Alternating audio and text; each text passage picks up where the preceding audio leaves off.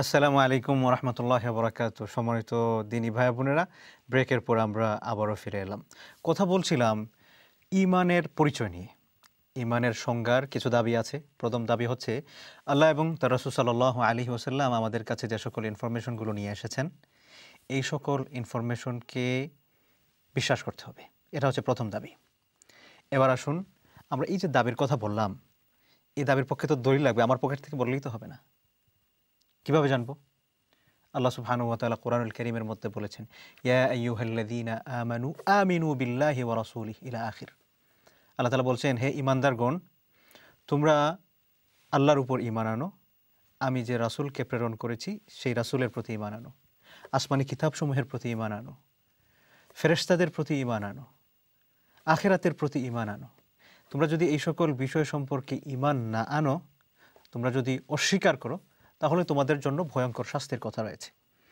এখান থেকে বুঝতে পারলাম যে শুধুমাত্র আল্লাহকে বিশ্বাস করার নামই ঈমান নয়, বরং আল্লাহ সুবহানাহু ওয়া তাআলা আরও যে সকল বিষয় আমাদেরকে ইনফরমেশন দিয়েছেন, আদেশ নিষেধ করেছেন, শুধুমাত্র আদেশ নিষেধের কথাই নয়, বরং আল্লাহ সুবহানাহু ওয়া তাআলা আমাদেরকে যা যা বিষয় কোরআনের মাধ্যমে জানিয়েছেন, রাসূল সাল্লাল্লাহু আলাইহি ওয়াসাল্লাম যে সকল হাদিসের মাধ্যমে আমাদেরকে জানিয়েছেন, আমাদের কাছে যে সকল অথেন্টিক হাদিস আছে, এই সকল হাদিস এবং কোরআনুল কারীমের মধ্যে আগত ইনফরমেশনগুলোর উপর আমাদের বিশ্বাস স্থাপন করতে হবে। ঠিক আছে, আমরা বিশ্বাস স্থাপন করলাম। দ্বিতীয় নম্বর দাবি কি?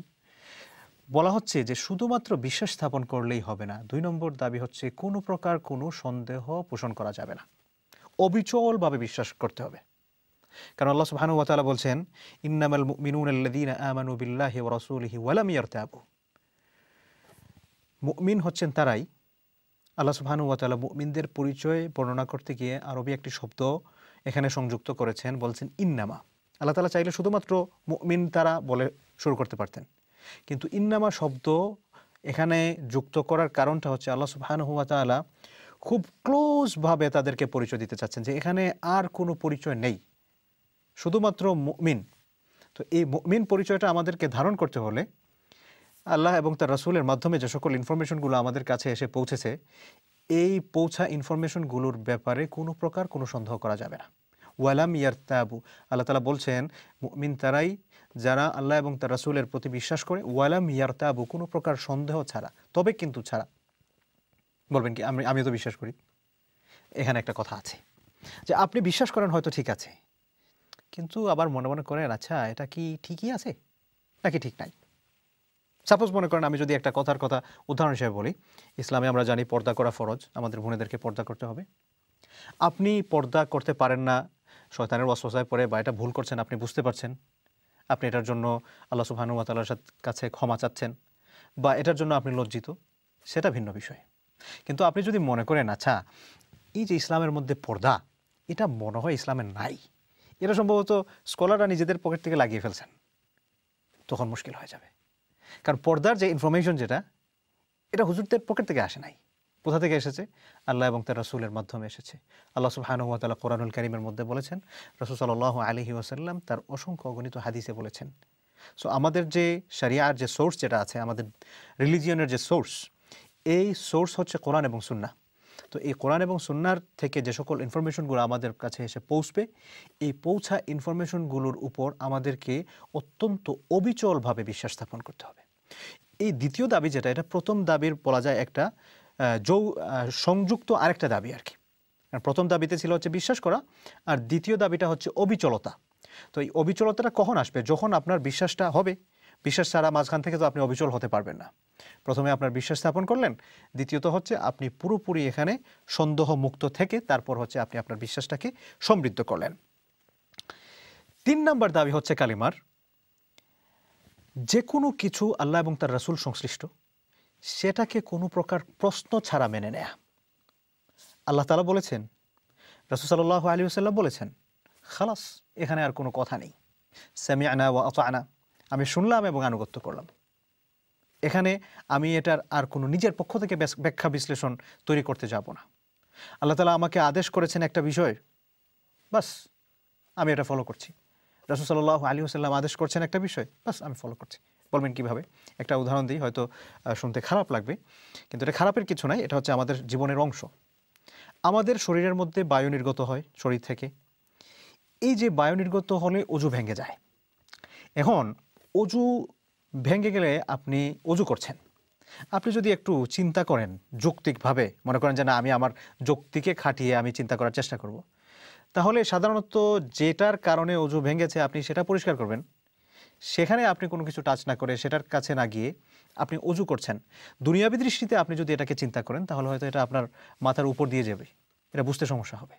কিন্তু যখনই আপনি চিন্তা করবেন যে না আল্লাহ সুবহানাহু ওয়া তাআলা কোরআনুল কারীমে এটাকে অজু ভঙ্গের কারণ হিসেবে বলেছেন, রাসূল সাল্লাল্লাহু আলাইহি ওয়াসাল্লাম এটাকে অজু ভঙ্গের কারণ বলেছেন, সুতরাং এটা যখনই আমার মধ্য থেকে বের হয়ে যাবে আমার অজু নাই, আমাকে নতুন করে অজু করতে হবে।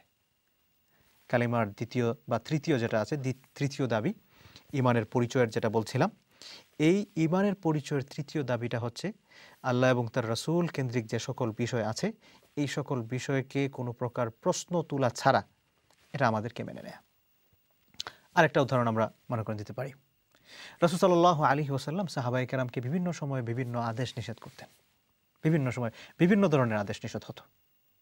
তো এই আদেশ নিষেধগুলো যখন তিনি তার সাথীদেরকে করতেন, সাহাবায়ে কেরামদেরকে যখন করতেন, সাহাবায়ে কেরামগণ খুবই কম রাসূল সাল্লাল্লাহু আলাইহি ওয়াসাল্লামকে পাল্টা প্রশ্ন করতেন। পাল্টা প্রশ্ন করতেন কখন? এটা ব্যাখ্যা বোঝার জন্য বিষয়টা এরকম নয়, উনি যাতে ভালোভাবে সেটা আমল করতে পারেন সেটার জন্য। একবার এক বেদুইন রাসূল সাল্লাল্লাহু আলাইহি ওয়াসাল্লামের কাছে আসলেন, এসে বললেন, ইয়া রাসূলুল্লাহ আমাকে জান্নাতের পথ দেখিয়ে দিন, আমি কি কি পালন করব? রাসূল সাল্লাল্লাহু আলাইহি ওয়াসাল্লাম তখন তাকে ঈমানের কথা বললেন যে তোমাকে ঈমান আনতে হবে, আল্লাহর উপর, আল্লাহ এক অদ্বিতীয় এটা বিশ্বাস করতে হবে, পিতামাতার খেদমত করতে হবে, সিয়াম পালন করতে হবে এবং আল্লাহ সুবহানাহু ওয়া তাআলার রাস্তায় সক্ষমতা অনুযায়ী দান করতে হবে। উনি যখন ওই ব্যক্তি এখান থেকে যাচ্ছেন তখন বললেন যে আমি যা শুনলাম এখান থেকে কিছু বাড়াবো না কমাবো না। এখন আপনার প্রশ্ন মনে জাগতে পারে যে ইসলাম তো শুধুমাত্র এই বিষয়গুলোর নাম নয়, বরং ইসলামে তো আরও অনেকগুলো বিষয় আছে, তাহলে ওগুলো কোথায় গেল? আল্লাহ রাসূল তাকে কেন বললেন না? মূলত হচ্ছে রাসূল সাল্লাল্লাহু আলাইহি ওয়াসাল্লাম উনার মনস্তাত্ত্বিক বিষয়গুলো বিবেচনা করেছেন, উনি কতটুকু করতে পারবেন বা উনার জন্য যতটুকু উপযুক্ত। কেননা রাসূল সাল্লাল্লাহু আলাইহি ওয়াসাল্লাম শরীয়ত প্রণেতা ছিলেন, এজন্য যার জন্য যতটুকু তিনি সেটা দেওয়ার এখতিয়ার রাখতেন, তিনি তাকে দিয়েছেন। এখন যদি আপনি চিন্তা করেন আচ্ছা আল্লাহ রাসূল উনাকে যেহেতু এতটুকু দিয়েছেন সুতরাং আমি কেন এতটুকু পালন করব, আমি এতটুকু পালন না করে ওই সাহাবীকে যতটুকু দিয়েছিলেন, আমি শুধুমাত্র ওই বেদুইন ব্যক্তি যেই অংশটুকু পেয়েছিল আমি সেটা পালন করব, এটা কি ঠিক হবে? কখনোই ঠিক হবে না। তাহলে আপনি কেন এরকম চিন্তা করতে পারবেন না? তার কারণ হচ্ছে এরকম চিন্তার দাবিটা ঈমান আপনার কাছে পেশ করছে না কোরআন সুন্নাহ অনুযায়ী, বরং আমরা কোরআন এবং হাদিস থেকে যেটা জানতে পারছি যে ঈমানের পরিচয়ের তৃতীয় দাবি হচ্ছে যে আল্লাহ এবং তার রাসূল সংশ্লিষ্ট যা কিছুই আছে সেটা আমরা তবে কিন্তু ছাড়া বিশ্বাস করব, মেনে নিব। আমরা সূরা বাকারার প্রথমে কি পড়ি? যালিকাল কিতাবু লা রাইবা ফি, এটা হচ্ছে এমন একটা কিতাব লা রাইবা ফি, এটার মধ্যে কোনো প্রকার কোনো সন্দেহ নাই। হুদাল লিল মুত্তাকিন, এটা হচ্ছে আল্লাহ ভীরু যারা আছেন তাদের জন্য সঠিক পথের দিশা। তো এই যে সঠিক পথের দিশার কথা আমি বলছি, এই বলেই ক্ষান্ত থাকলে হবে না, বরং এখানে যে সকল বিষয়গুলো আমার কাছে এসে পৌঁছবে, আদেশ হোক, নিষেধ হোক, কোনো তত্ত্ব হোক, কোনো শিক্ষা হোক, যেটাই হোক না কেন, আমার কোনো প্রকার তবে কিন্তু ছাড়া আমি এটাকে গ্রহণ করতেছি।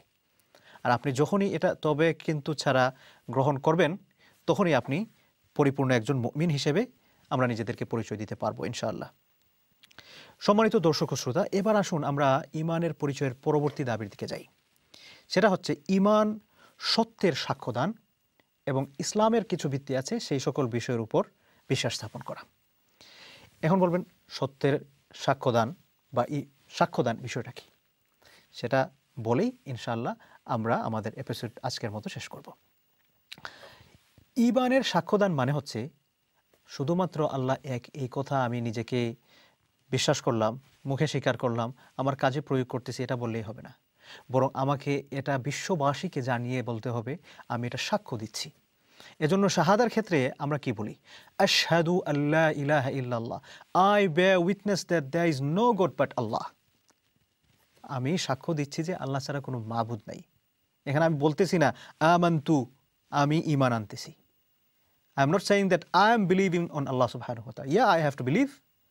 But when I am giving to witness, যেখানে আমি যখন যাচ্ছি যে আমি সাক্ষ্য দিব, সেখানে আমি বিশ্বাস করছি এটা বললে হচ্ছে না, বরং সাক্ষী প্রদান করতে হবে। এজন্য ইমানদার ভাই বোনেরা, এট দিস মোমেন্ট আপনারা যারা আমাকে দেখছেন বসে, আমাদের ঈমানের দাবি হচ্ছে আমাদের প্রতি পরিপূর্ণ মুমিন হওয়ার জন্য যে ঈমানের পরিচয়টা আমরা ধারণ করছি, যে কালিমার মাধ্যমে আমরা ঈমানের ব্যারিয়ারে প্রবেশ করছি, এটার মধ্যে নিজেকে রাখলেই হবে না, বরং যেটা আমি গ্রহণ করতেছি এটার সাক্ষী সবার কাছে পৌঁছে দিতে হবে, এটার দাওয়াহটা সবার কাছে পৌঁছে দিতে হবে। এবং ঈমান দিয়ে যে ব্যারিয়ারের মধ্যে প্রবেশ করলাম, যে লাইফের মধ্যে প্রবেশ করছি, যে কোড অফ লাইফকে আমি গ্রহণ করছি, এই কোড অফ লাইফের যে সকল ভিত্তিসমূহ আছে, এই সকল ভিত্তিসমূহকে আমাকে মেনে চলতে হবে ইনশাআল্লাহ। সম্মানিত দর্শক ও শ্রোতা, আমরা আজকের মতো এই পর্ব এখানেই সমাপ্ত করছি। ইনশাআল্লাহ আগামী পর্বে আমরা যেখানে স্টপ করছি সেখান থেকে কন্টিনিউ করব ইনশাআল্লাহ বিইذনিল্লাহ। আমাদের সাথে থাকার জন্য অসংখ্য ধন্যবাদ। আসসালামু আলাইকুম ওয়া রাহমাতুল্লাহি ওয়া বারাকাতুহু।